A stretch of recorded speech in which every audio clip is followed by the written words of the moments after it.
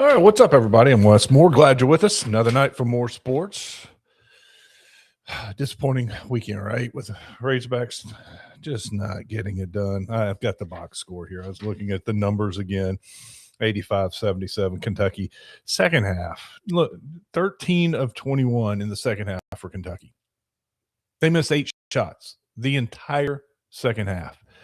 I'll show you a disturbing chart a little later in the show that will show you exactly what Kentucky was doing in the second half to Arkansas, but not many stops for Arkansas. 13 to 21, and then I think they had 4 offensive rebounds in the second half. So 8 missed shots, and they got 4 offensive rebounds. Not many stops at all for Arkansas. All right, here's the plan. We're going to take some questions, comments. Be sure to write those in on YouTube, Facebook, and Twitter. See Rocktown Razorback already in there. He's got Go Hogs. Glad you're joining us already. U.S. Reed. Got to talk with U.S. Reed, the Razorback legend, a little earlier this evening. I'm going to play that interview for you. U.S. gives his thoughts on what this team has to do, how to make a deep run, what they've got to fix, what they need to improve, some of the changes that they need to make between now and March. And look, still 9 games to go in the SEC, still plenty of time. It's a bad taste in everybody's mouth right now after what we saw on Saturday. So it's never as bad as it appears, right? But never as good as it appears either. This team is better than what they showed against Kentucky on Saturday. They got a week to hear about it. I got to think that was a wake-up call in Calipers. They're at full attention all week, and I expect to see a different team come out and play against Mississippi State on the road in Starkville Saturday morning, 11 o'clock, early start for that one. So put in some questions, comments. We'll talk about that here in a few minutes. Let's go ahead and get this thing started. Big shout-out to the sponsors real quick. Centennial Bank, newest sponsor jumping on board, and Centennial Bank – they sponsor the ticker you see there at the bottom of the screen. Got all the stats for you there from the game, some of the leading scores. But Centennial Bank, it's all about strength, consistency, commitment. They're building trust. They've been doing it for generations, and Arkansans have relied on Centennial Bank for steady guidance, local decision-making, and solutions that stand the test of time. Centennial Bank is built on relationships. Discover the strength of a bank that believes trust is earned every single day. Visit my100bank.com or stop by your local Centennial Bank. They're a member FDIC. Also, a big shout out to A+ Alarm. I've been using these guys for 20 years. They installed my alarm and camera system. They do residential. They do commercial security. A+ Alarm delivers reliable protection you can count on. A+ truly is the key to peace of mind. Call them at the number on your screen or visit them on their website, aplusalarm.net. And big shout out to Gwatney Buick GMC. Gwatney Buick GMC has been with me for a long time. And tell you what, we need to show them thanks. You thinking about a 4-wheel drive right about now? Sure was nice having one to get around in the snow. If you're thinking about that for the next storm, they've got 4-wheel drives ready for you right now. All kinds of great deals. Go to the website, GwatneyBuickGMC.com. Go visit them. Look, it was a slow weekend with everybody stuck inside. Now they're out and about and ready to do some business with you. This weekend's going to be awesome. Great weekend. 5700 Landers Road, North Little Rock, easy to find. Yeah, go visit them this weekend. Take advantage of the weather that we're going to have before it gets cold again. Who knows if we get another snowstorm? Be prepared. Get you a 4-wheel drive. And if it's not a 4-wheel drive, something else you've been thinking about, they've got it at Gwatney Buick GMC. Check them out, 5700 Landers Road in North Little Rock. All Arkansas, all sports. It's more sports. I'm excited tonight to bring in the legend, U.S. Reed, joining us on More Sports. It's good to see you, and thank you for coming on tonight. Hey, Wes, thank you for inviting me, man. It's good to be on again with you. I wish we were talking about a Kentucky victory, but instead we're having to look back at that loss from Saturday. That's tough, especially when you have a great home environment and a lot of hype surrounding the game. To come away with a loss just leaves a bad taste in your mouth. Yeah, with the team we have playing at home, Wes, I really thought we were going to just, and plus the struggles that Kentucky's have been having, I thought we were just going to run away with that game. I thought, hey, A-Cuff's going to come, if he's not having a good first half, he's going to have a great second half, and we're going to just blow them out out the gym with that crowd and everybody dressed up in white. It was a great environment, and I was really shocked that we lost that game. What do you think about this team? Well, I think we have a very talented team. I think Coach Calipari has done a great job assembling some great talent. I really thought we had at the beginning of the season. I thought we had some length that would be better than rebounders than last year. I wasn't worried about the guards. I read the press clippings, and both those guards, Acuff and Malik Thomas, have lived up to their billing and their rating. McDonald's All Americans, probably one and dones as we know it. I'm not concerned about those guys. What my concern was from the beginning when I first saw them play was the inside play. I was really concerned when I saw him play against Duke, and I didn't think we were tough enough inside to bring the lumber and to really show the other team that hey, we're going to control this, and with our athleticism, our jumping ability, and athleticism, I thought we would at least be able to jump over people and get rebounds. And I know there's not a lot of blocking out these days, and so it concerned me that the inside play wouldn't be good enough to play against the big boys. When you get against the really good talent, those bigs are going to really have to come through for us. Defensively, they've been frustrating at times. I've seen them play good defense at times, but there wasn't a lot of good defense against Kentucky, and I think that's a sore spot with this team, and that's got to hurt. You're a defensive guy. You guys, Yeah. you hung your head on the defensive side of the court. What do you see when you watch them play defense? What's wrong? Well, being a young team, and in these days, they say these guys are mercenaries. They say they come in, they play together for a year or two, then they're gone. I think what I'm hoping is what happened last year. They came together at the end of the year. What I'm saying defensively is help side defense and pressure on the ball. Usually, good teams have a lot of pressure on the ball, and they're communicating with each other for help side defense. I see teams actually doing layups on us, and nobody's communicating, and they're not saying help, and they're not somebody loses their man, they're not picking them up fast enough. And I think we need to work on our help side defense and our pressure on the ball. They've gotten a little better as the season is going along, but we're going to need to you play together offensively as a team. You want to play together defensively as a team, and I don't think there's enough communication on the defensive end of the ball. You mentioned Acuff. What do you think of him and his game? Oh yeah, A-Cuff's a pro. Some friends of mine, we talk on the phone a lot when they're playing. We saw Malik Thomas and A-Cuff play, and they said, well, those guys are just playing for 1 year. They're getting ready for the pros. But they can't win the game by themselves. I know it seems like it sometimes, but when you play against really good teams, the coaches of those other teams they're gonna have a strategy. And then you saw Kentucky's strategy is to put a bigger person on Acuff and bump him around. They're gonna try to stir up the emotions, get them off key with some pushing and shoving, and put a bigger guy on. And that's what happened. That's what the game plan with Kentucky was. They really pushed Acuff around, and they tried to stir up some strife with some pushing and shoving, and they didn't let him do what he usually does in those other games. So, and I know other coaches in the league I know they saw that, and they're gonna take note of that, and you're gonna see that the rest of the year. Mhm. But he's a great player. I mean, of course, he's a great player. Yes. Who's your favorite guy to watch? Of course, you love to see Acuff, and you love to see. A friend of mine was talking. He said, "Man, who's Acuff remind you of?" And I said, I, I he said that the micro it was a guy that played at Baylor. They called him the microwave. and he played for the Detroit Pistons. His name is Vinny Johnson. So he has that Vinny Johnson type build, and he can pull up. He's a point guard, but he's also can play the two. And but you know, you love to see him. You love to see Malik Thomas when he's really on shooting. I told Todd Day, I said, man, he's got another Todd Day up there. I mean, he has no conscience. He can shoot it from anywhere.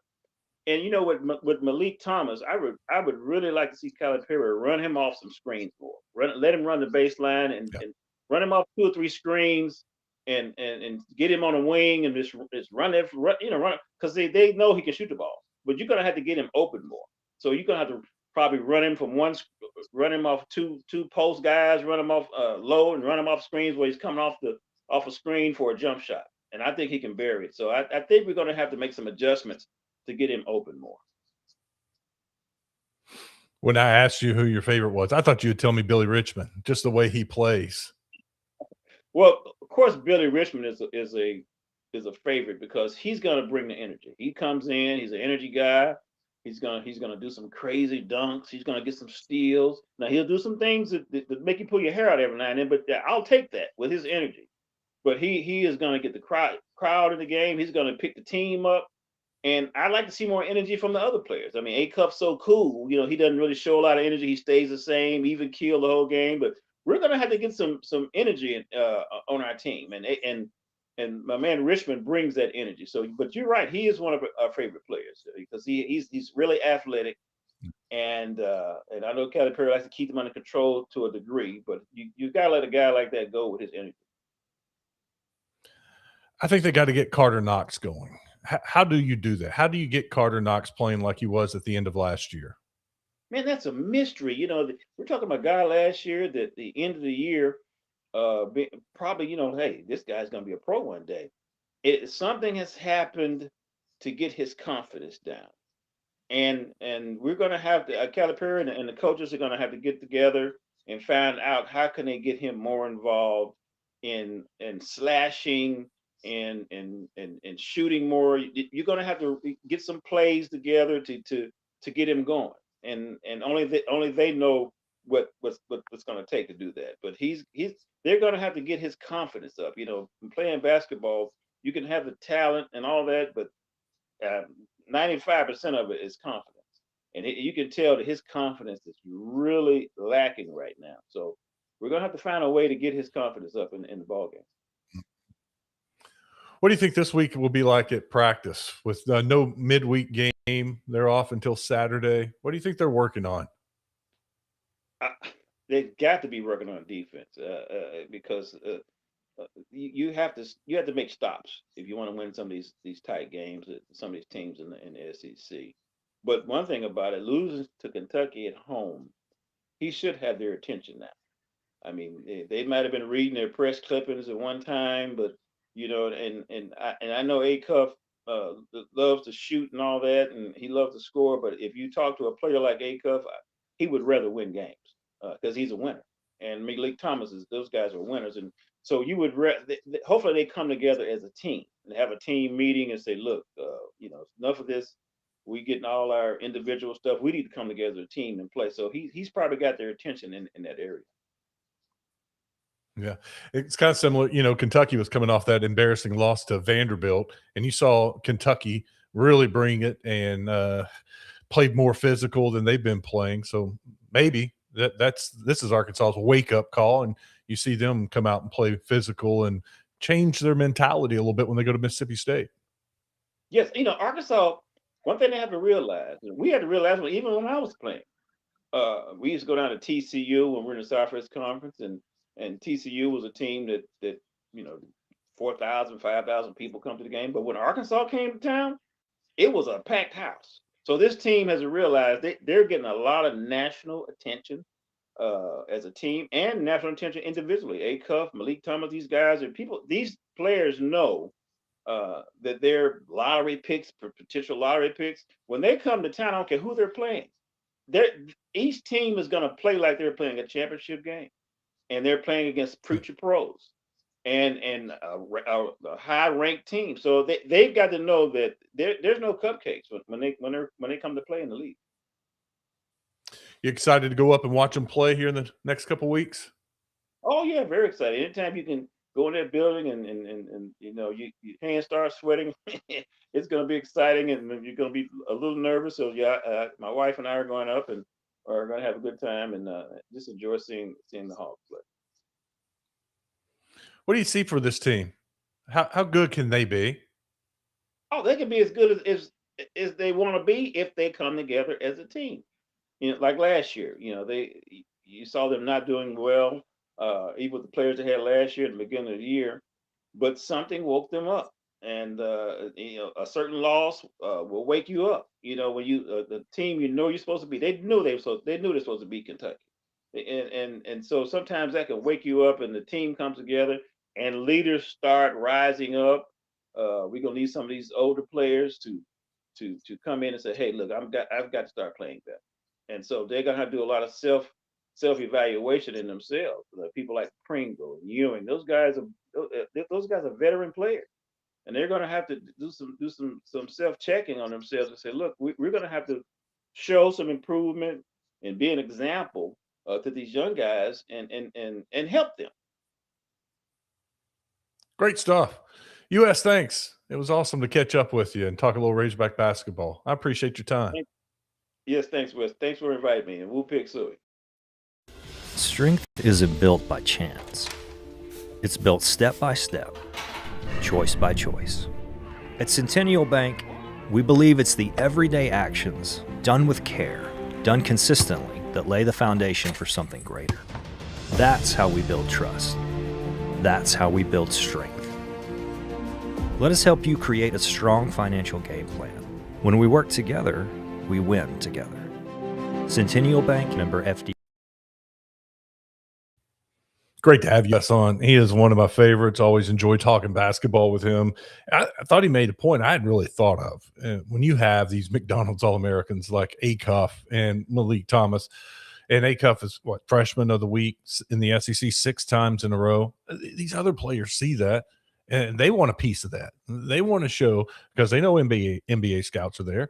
They want to show what they can do against Acuff, against Malik Thomas. So many times we think about how Calipari brings the best out of other teams because fans come to the game. Those fans want to beat Calipari. They want to beat Arkansas.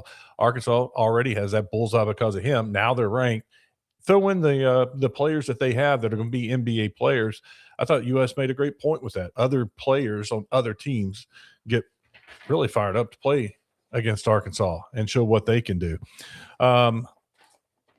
Big thanks to US Reed. If you got a comment, question, be sure to write it in. We'll address some of those here in a minute.